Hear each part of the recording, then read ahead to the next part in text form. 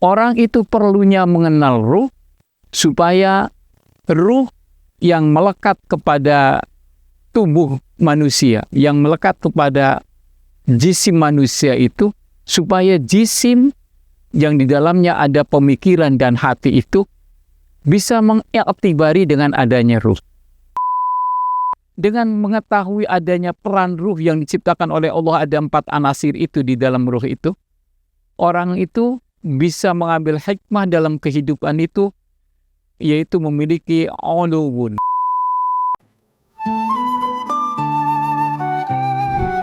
Murid bertanya soal ibadah, guru menjawab penuh hikmah.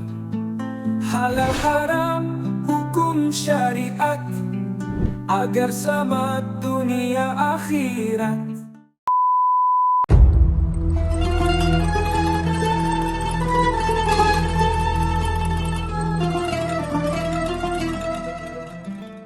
Assalamualaikum warahmatullahi wabarakatuh. Alhamdulillahi wahda, awalan wa akhiran, wa zahiran wa batinan, wa salawatullah wa salamuhu ala sayyidil khalaiq, sayyidina wa maulana Muhammadin wa ala alihi wa ashabihi ajma'in, amma ba'du.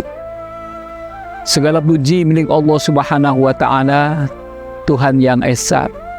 Allah Subhanahu wa ta'ala, Tuhan yang maha awal dan akhir. Allah Subhanahu wa ta'ala, Tuhan yang maha zahir dan maha batin. Salawat dan salamullah semoga ditambahkan kepada junjungan kita Nabi Muhammad Sallallahu Alaihi Wasallam beserta keluarga dan para sahabatnya sampai hari kemudian. Saudaraku, suatu ketika Nabi Muhammad Sallallahu Alaihi Wasallam berjalan-jalan di tepi perkebunan di kota Madinah, kemudian kelihatan oleh orang-orang Yahudi yang waktu itu sedang berada di perkebunan itu. Orang Yahudi tiba-tiba itu mengumpulkan teman-temannya. Sini kumpul-kumpul, ada Muhammad ini. Mumpung kita ketemu dengan Muhammad dan kita tes, kita uji. Yang selama ini dia mengaku sebagai Nabiullah, utusan Allah, maka kita tes kita sekarang. Kalau dia benar-benar Nabi dan utusan Allah, dia akan bisa menjawab pertanyaan-pertanyaan ini.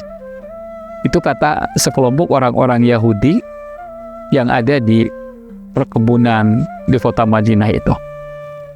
Begitu sudah dekat dipanggil Abul Qasim, sini. Nabi Muhammad SAW mendekatinya. Setelah itu ditanya oleh orang-orang Yahudi tadi, Abul Qasim, kalau kamu benar-benar Nabi, kamu pasti bisa menjawab pertanyaan saya ini. Kata Nabi Muhammad SAW, emangnya mau nanya apa? Coba tunjukkan kebenaran kamu kalau kamu itu sebagai seorang Nabi dan utusannya, dan utusan Allah Subhanahu wa ta'ala, kata orang-orang itu. Apa yang ingin ditanyakan? Kemudian mereka menanyakan, Ma huwa ruh? Apa yang dikatakan oleh orang-orang itu dengan istilah ruh? Ruh, ditanya.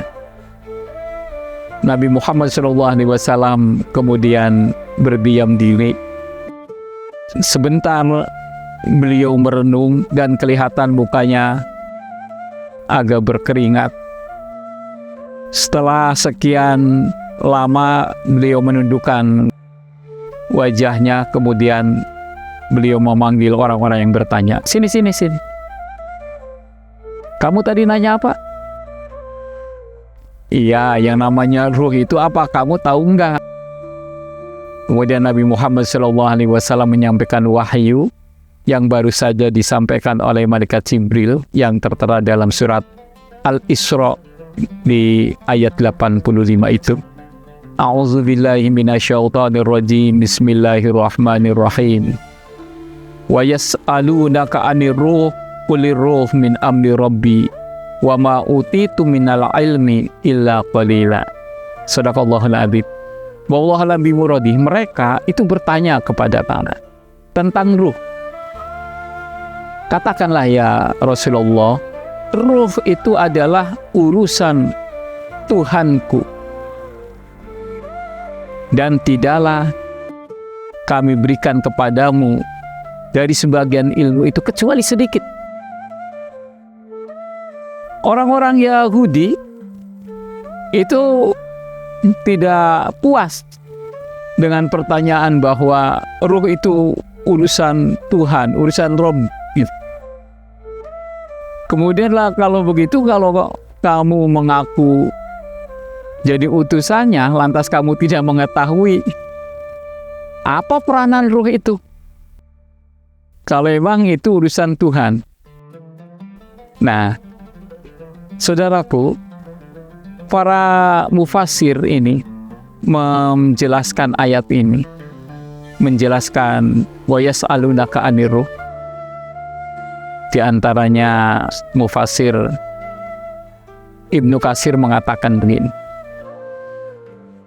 Yang pertama, ruh itu adalah ijtama'a minhu, terkumpul dalam nilai-nilai ruh itu ada 4 poin yang supaya orang-orang itu bisa mengerti tentang fungsi daripada ruh itu. Yang pertama, ruh itu adalah yang disebut dengan nurun.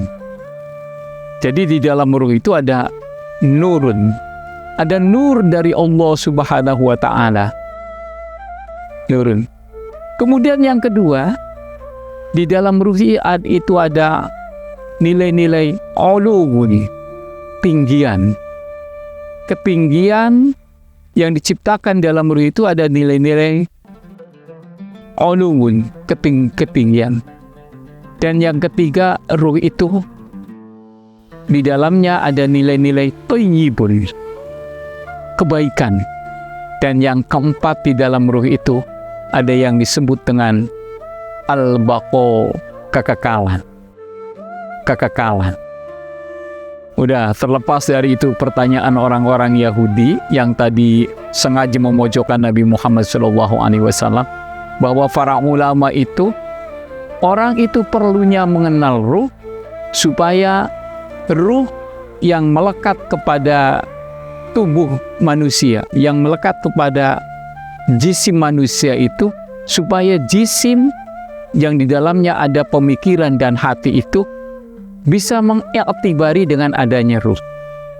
Yang pertama adalah fisik atau kecerdasan akal ini, kepekaan hati ini, dengan mengetahui peranan ruh itu akan membentuk suatu perilaku bahwa kehidupan manusia yang terdiri daripada fisik ini dan ruh ini, yang pertama manusia bisa membentuk dirinya sebagai thayyibun, orang-orang yang baik. Ini menurut para ulama, orang-orang yang baik. Nah, kemudian dia juga dengan mengetahui adanya peran ruh yang diciptakan oleh Allah, ada 4 anasir itu di dalam ruh itu, orang itu bisa mengambil hikmah dalam kehidupan itu, yaitu memiliki uluwun, memiliki cita-cita yang tinggi, cita-cita yang luhur. Para ulama menyebutkan yang luhur itu adalah dia meletakkan kehidupan dunia di atas kaki, tapi dia naik derajatnya kepada uluhiyah, kepada Tuhan, kepada Allah Subhanahu wa ta'ala. Dan yang ketiganya, setelah mengetahui peranan ruh itu, adalah diharapkan ada kekekalan al-baqo, kekekalan dalam mempertahankan kebaikan, kekekalan dalam mempertahankan thayyibah, kekekalan dalam mempertahankan nur, yaitu nur iman, nur cahaya dari Allah Subhanahu wa ta'ala.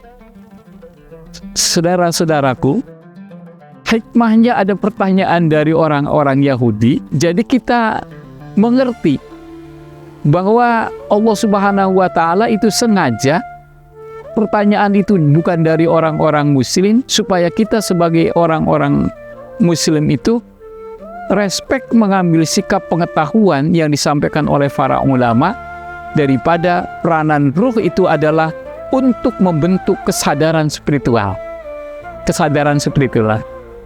Lalu kesadaran apa yang tadi diharapkan bahwa itu harus hidup di dunia itu nur, thayyibun, kemudian uluhun dan bakun itu, yaitu kesadaran bahwa kita mengenal diri untuk mampu menjalankan perintah dari Allah Subhanahu wa Ta'ala. Kesadaran ini yang diperintahkan oleh Allah Subhanahu wa Ta'ala dalam firman-Nya, a'udzubillahi minasyaitonir rajim, bismillahirrahmanirrahim, wa ma umiru illa liya'budullaha mukhlishina lahuddina hunafa. Nah, itu kesadaran. Kesadaran kita sadar bahwa kita diperintahkan oleh Allah Subhanahu wa Ta'ala itu adalah hanya semata-mata ibadah kepada Allah Subhanahu wa Ta'ala dengan segenap tulusan, mukhlishina lahuddin. Itu. Jadi pertanyaan orang Yahudi itu adalah bermanfaat bagi kita orang-orang yang menyadari keberadaan ciptaan Allah Subhanahu wa Ta'ala, yaitu Allah menciptakan ruh kepada kita.